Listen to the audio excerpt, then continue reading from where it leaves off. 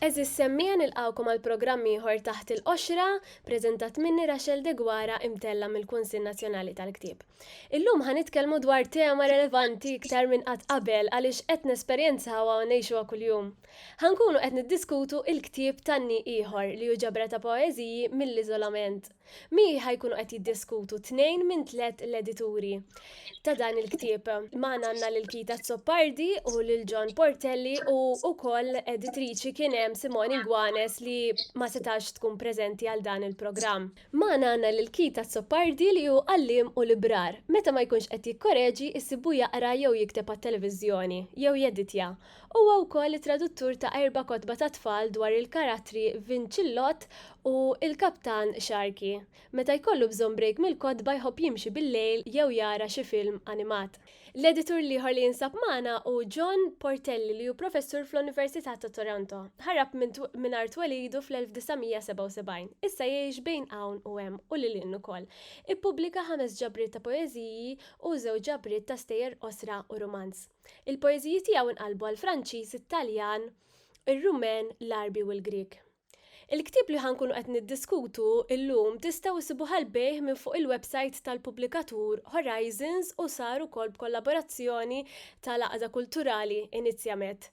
L-ewwel net merħba fil-programm kif intom? Jien tajjeb, grazzi Rachel, u grazzi ħafna tal-istedina fis-Sem Inizjament. U grazzi jiena wkoll minn għandi Rachel u grazzi tal-istedina. Merħba.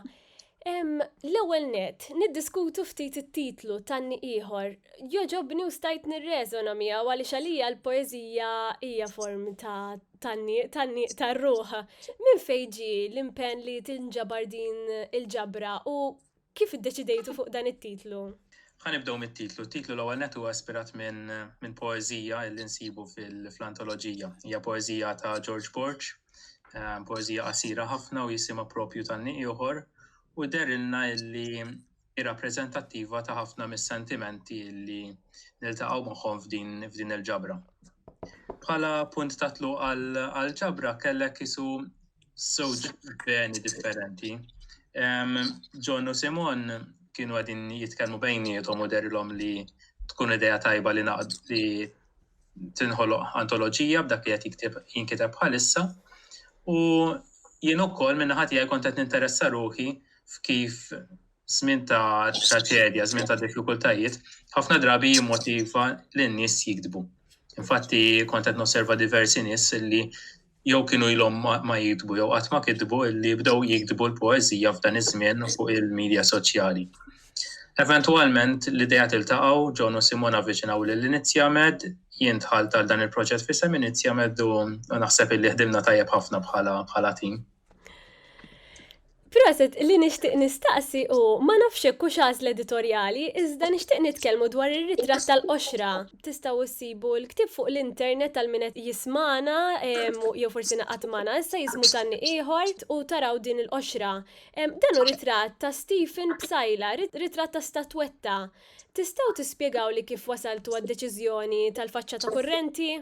Bħalma kellna ħafna diskussjonijiet dwar it-titlu Kit għal spiega x'titlu għażilna u għaliex, imma l-istess bħalma kellna ħafna diskussjonijiet u suġġerimenti dwar it-titlu, kellna wkoll suġġerimenti dwar il-qoxra tal-ktieb.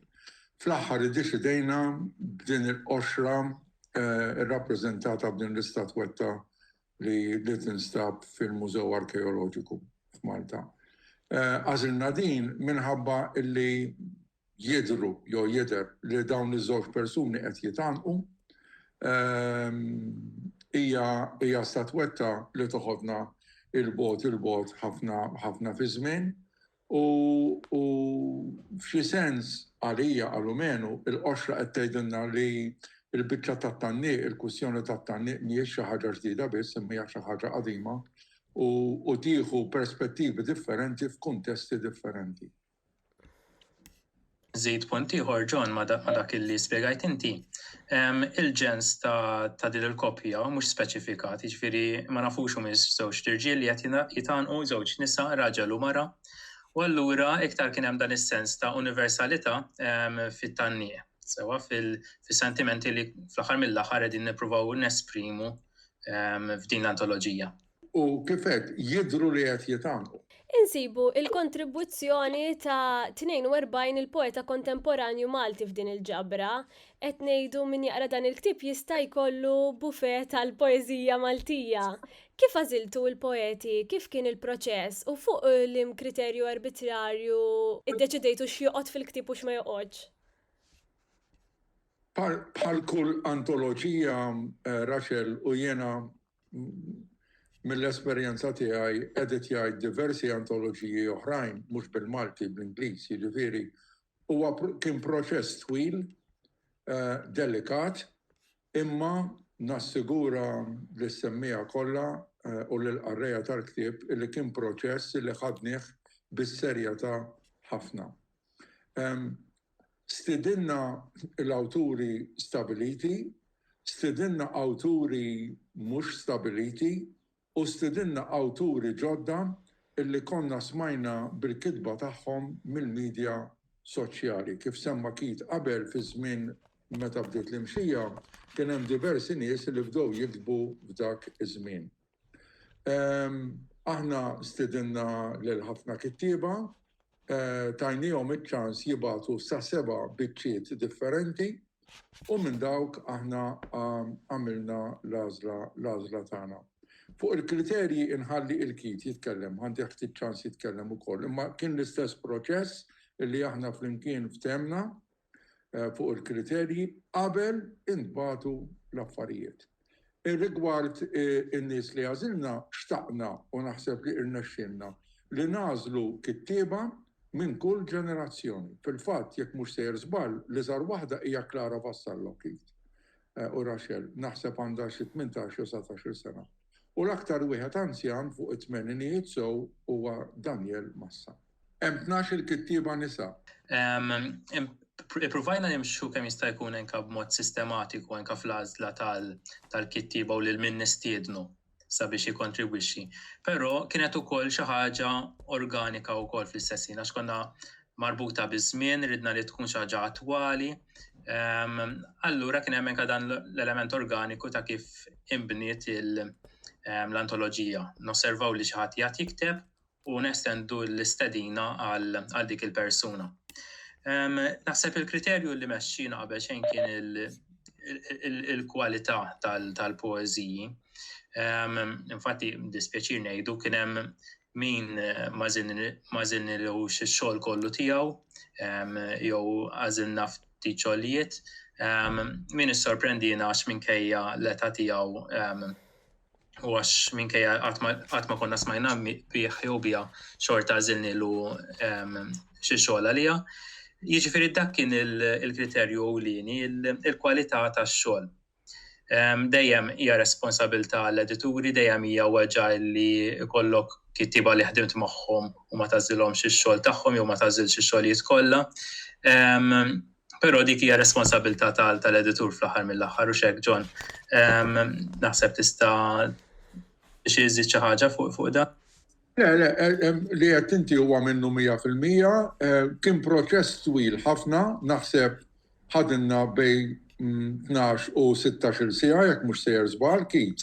U proċess fid-dettall u jekk kellna forsi anke nuqqas taqbil, il-taqbil kien vera żgħir, imma xorta waħda tajnija l-importanza għal kull kitba li rċevejna tajnija l-importanza li kien jisħoqilha 100% assolutament.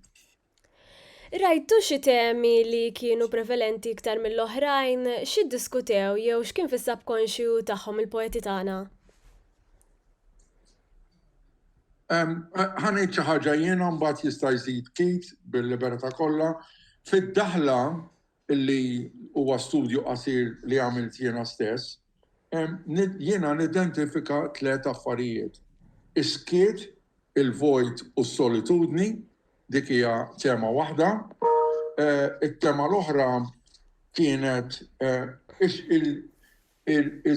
it-tensjoni bejn ix-xewqat u d-dubji u mbagħad il-burdati fit-tensjonijiet, id-dieqa u t-tama imma ukoll anke it-transgressjonijiet minn normal il-ġdid. Daw kienu it-tlet temi l-aktar li ħarġu. Ovvjament, is-sottotitlu huwa kidma mill-iżolament, jiġifieri ovvjament.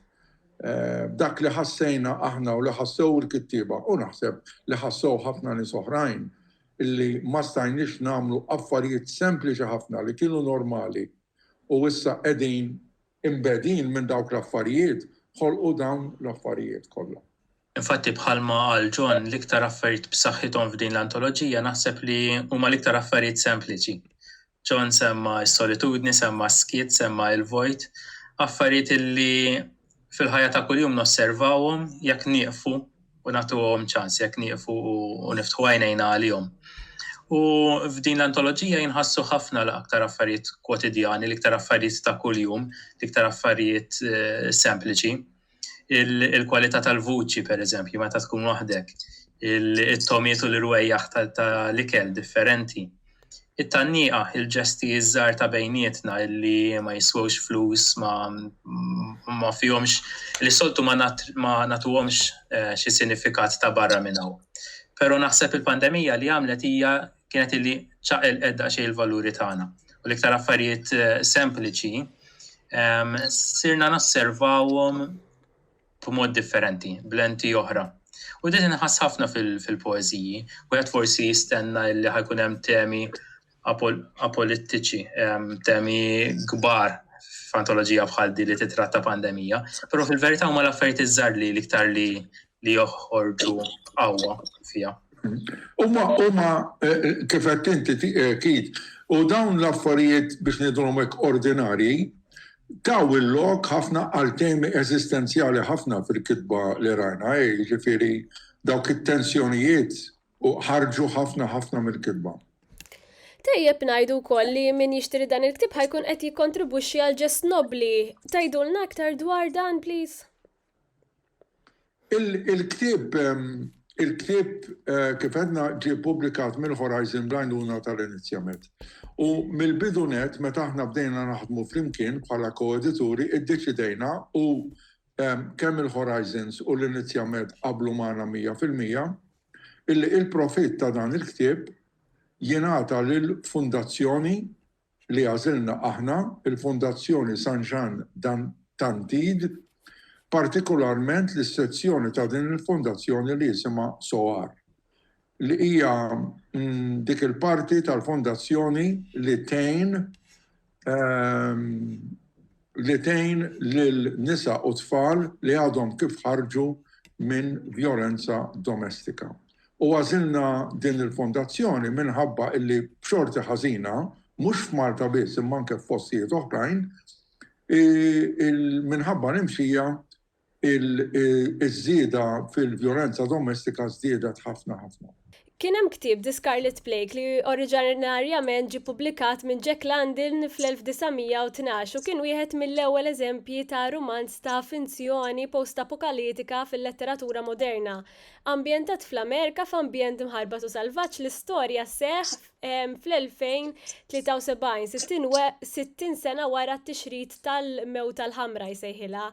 Epidemija inkontrollabbli li spopolatu kważi erdet id-dinja fl-2013. Wieħed mill-ftit superstiti James Howard Smith magħruf ukoll bħala Granster jgħid li n-nepotijiet tiegħu kif il-pandemija inferxet mad-dinja u dwar ir-relazzjonijiet tan-nies għat-tixrid tal-pandemija u l-mewt. Anki jekk ġiet ippubblikat iktar minn seklu ilu, il-ktieb The Scarlet Plague jinħass kontemporanju minħabba li tippermetti lil qarrejja moderni jirriflettu fuq id-dinja u l-biża' tal-pandemija, biża' li bħalissa tinħass preżenti ħafna jew forsi iktar fil-bidu ta' din il-pandemija. Intom it-tnejn li intom intiżi fix-xena lokali letterarja, taħsbu li għad jinħalaq ġeneru ieħor wara din il-pandemija lokalment, la xi darba nistgħu ngħidu wara, jew forsi bħala riperkussjoni ta' dak li n-nies qed tgħix u tesperjenza bħalissa, x'taħsbu? Naħseb biex Naħseb jekk nitkellmu fuq il-ħolqien ta' ġeneru ġdid, inkunu daqsxejn ambizzjużi f'dan il-punt, però naħseb illi din il-pandemija letterarjament ċarqet l-affarijiet inkwantu ta' tema u inkwantu anke ta' prioritajiet. L-artisti bħalissa dejn minn żmien diffiċli ħafna, allura qed isiru aktar sforzi sabiex ix-xogħol tal-artisti jiġi rikonoxxut. Issa jekk dawn l-isforzi jibqgħu jseħħu u jkunu ta' suċċess, dak ifisser illi fl-aħħar l-artisti ħajkollhom drittijiet illi f'pajjiżi oħra ssib, li f'pajjiżi oħra għandhom. Li jfisser ukoll li eventwalment l-artisti inklużi l-kittieba ħajbda jkollhom iktar opportunitajiet u iktar ċans u iktar sigurtà sabiex jiktbu. Jiġifieri hemm dak il-lat prattiku illi naħseb illi tajjeb noqogħdu attenti għalih biex naraw kif ikompli jiżviluppa, mbagħad kif qed iktar kmieni hemm il-lat tematiku. Osservajna diversi kittiba li kienu qegħdin jiktbu b'mod regolari matul l-ewwel ftit xhur tal-pandemija. U uħud minnhom kienu qegħdin jiktbu f'ċikli, pereżempju Nadja Mifsud kienet qed tikteb sensiela ta' poeżiji, kull poeżija innumerata. Adrian Grima kien jagħt jikteb diversi limerikki, u nimmaġina li dawn eventwalment qed isibu posthom f'antoloġiji individwali. Jiġifieri kellek ukoll dak l-aspett. Naħseb illi qatt naraw iktar xogħlijiet li kienu miktuba matul il-pandemija u allura li kienu influenzati minn dak li kienet iseħħ madwarna u li eventwalment qed joħorġu bħala pubblikazzjoni tal-jum. Norbert Buġeja, pereżempju, diġà ippubblika antoloġija ta' poeżiji, mhux fuq it-tema tal-pandemija neċessarjament, imma li tinkludi ftit poeżiji minn din l-antoloġija. Bħalli kieku l-antoloġija tagħna kienet dewqa ta' antoloġiji oħra li ħirġin jew qatt iridu joħorġu il-qudiem. Fil-bidu tal-pandemija kien qed jingħad li issa laħankunu qegħdin id-dar ikollna aktar ħin biex norganizzaw ruħna u nkunu produttivi bil-kreattività tagħna. Iżda ftit wara ndunajna li ħafna spiċċaw burnout għax ma baqax iktar definizzjoni definittiva ta' x'ħin spiċċajt xogħol u mort lura d-dar tkompli b'ħajtek, jew eżempju saru studji li l-mara żdidilha x-xogħol u r-responsabiltajiet meta bdew jingħalqu l-iskejjel u child care center u r-raġel kien id-dar bċertu aspettazzjonijiet u kif jgħidu ma kienx hemm work-life balance, anzi pjuttost il-kontra. Intom kif laqtitkom l-esperjenza tal-pandemija s'issa? Forsi wkoll kif laqtitkom f'termini tax-xogħol kreattiv tagħkom? Fil-każ tiegħi Rachel, kif taf inti jiena noqgħod il-Kanada, jiena sena u 3 xhur ilu ġejt Malta għal 3 xhur u mbagħad hawnhekk. Jiġifieri x-xogħol tiegħi tal-Kanada bħala għalliem bqajt nagħmlu minn fuq biż-Zoom, minn fuq l-internet li għalija ma kienet problema ta' xejn, jiġifieri. U f'xi sens li tatni aktar spazju. Fis-sens li qiegħed waħdi u mhux mal-familja, għalkemm il-familja nkellimhom kuljum bil-mezzi soċjali li għandna, imma kelli aktar spazju fejn nirrifletti u dik tatni aktar ħin għal-kitba. Rigward il-moda ta' ħajja differenti, nittama, assolutament nittama, illi dawn iċ-ċirkostanzi ibsin tal-imxija iġeluna naħsbu aktar dwar il-kwalità ta' ħajja li kellna qabel l-imxija. Fil-fema tiegħi kellna nuqqas kbir fil-kwalità tal-ħajja illi bl-enfasi enormi fuq il-kapitalizmu ma konniex qed nagħtu ħin biżżejjed għal-relazzjonijiet u għall-affarijiet ordinarji kif semmejna qabel, illi għandna bżonn illi nerġgħu nibdew nifhmuhom b'modi differenti, b'modi li jagħmlu aktar sens għalina l-bnedmin. U nittama bħala għalliem tal-pedagoġija illi din l-imxija ukoll iċċaqlaq il-għalliema illi jibdew jaraw it-tagħlim b'mod differenti u mhux b'mod kollox f'kaxxa f'eżami u b'mod kollox formali. Imma l-informalità tal-ħajja li fil-fema tiegħi għandha tkun essenzjali fit-tagħlim. Naħseb jien bħal ħafna fil-bidu kelli it-tamit tiegħi illi ħajkun aktar ħin sabiex nirriflettu, sabiex nimbidlu, imma wara xarejt lieta naħseb tibda tirrealizza li l-isfidi huma ħafna kbar minn hekk. U sa ċertu punt tibda tidħol ukoll ċerta biża' għax tibda tara f'pajjiżi oħra gvernijiet li jieħdu l-opportunità u jgħaddu liġijiet iktar konservattivi jew mingħajr il-konsultazzjoni meħtieġa. U forsi anke f'pajjiżna il-fatt li maċ għandek lok sabiex tinżel fit-toroq u tipprotesta bħal qabel il-pandemija.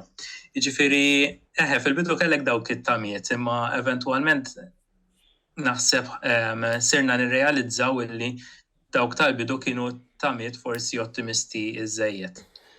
Mill-lat edukattiv kif semma John kellek ħafna ċaqli ħarġu fil-wiċċ ħafna iktar differenzi bej klassi soċjali u oħra bej studenti li għandhom risorsi u oħrajn li m'għandhomx. L-aċċess għal ċerti materjali huwa ħafna iktar limitat. Il-libreriji tal-iskejjel m'għadhomx jiffunzjonaw bħal qabel, jiena librar, pereżempju, u l-librerija partikolari li naħdem għalija qed tintuża bħala klassi. Jiġifieri għandek ukoll dawn ir-realtajiet illi affettwaw id-dinja tal-qari u d-dinja tal-kodba wkoll, illi l-kodba m'għadhomx ikunu fidej in-nies fidej l-istudenti bħalma kienu jkunu qabel. Fl-istess ħin rajna inizjattivi ġodda min-naħa tal-pubblikaturi, illi meta raw li l-kodba m'għadhomx jaslu fidejn in-nies bħal qabel qegħdin joħolqu ħadu l-inizjattiva u ħadmu iktar fuq distribuzzjoni diretta lejn ix-xerrejja. Ħolqu skontijiet u skemi apposta sabiex iħeġġu iktar qarrejja. Ħarġu biktar inizjattivi elettroniċi bħal kodba elettroniċi, bħal kodba marbuta ma' realtà aumentata, ma' realtà miżjuda, imma xorta naħseb illi irridu nibżaw għalih is-suq tal-kodba, għax minkejja dawn l-inizjattivi kollha mill-awtoritajiet u mid-djar ta' pubblikazzjoni u mill-librara, naħseb dil-pandemija xorta laqtet ħażin ħafna lis-suq tal-kodba u allura lill-qarrejja u lill-edukazzjoni in ġenerali. Fadlin ftit minuti u nixtieqkom li iddequ l-semmija ta' ftit minn din l-antoloġija. Kit, inti semmejt li tixtieq taqra poeżija ta' George Borch u anka John tixtaq taqra poeżija ta' Simone. Fidejkom jekk jogħġobkom, forsi tibda inti Kit. Mela, il-poeżija li ħanaqra hija ta' George Borch u ħanaqra appuntu għax hija l-poeżija li minna slitna il-titlu tal-antoloġija. Jisimha Tannieq ieħor. Jien naf tannieq li ma jidirx u l-ħlewwa li jwassalli ma titfissirx. Tannaqni l-arja safja li taħjini, jannaqni il-kwiet mixtieq u bewsa ħelwa jtini.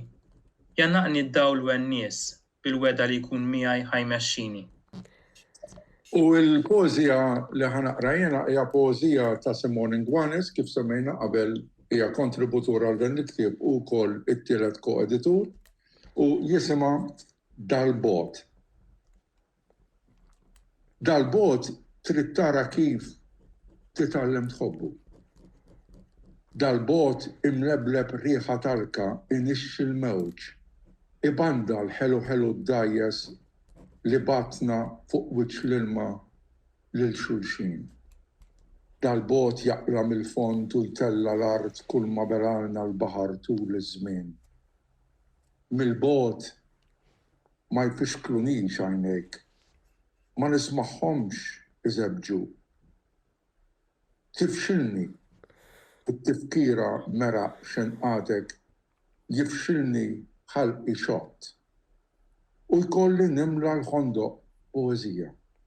Dal-bogħod li diġà għextu taħt mitsura, dal-bogħod ikarram, jittanta jsirlek dnewwa. Ejgli, meta se nitwu l-lejl u nerfawh f'kaxxa u nimteddu fix-xemx tiddi laħmi u laħmek. Grazzi ħafna Keith, John, ta' din l-intervista u anka tal-qari tagħkom u nirringrazzja wkoll is-semmija tal-li tawna widen għal-programmi ieħor taħt il-qoxra. Inaqdu magħna bħalhom ġimgħa.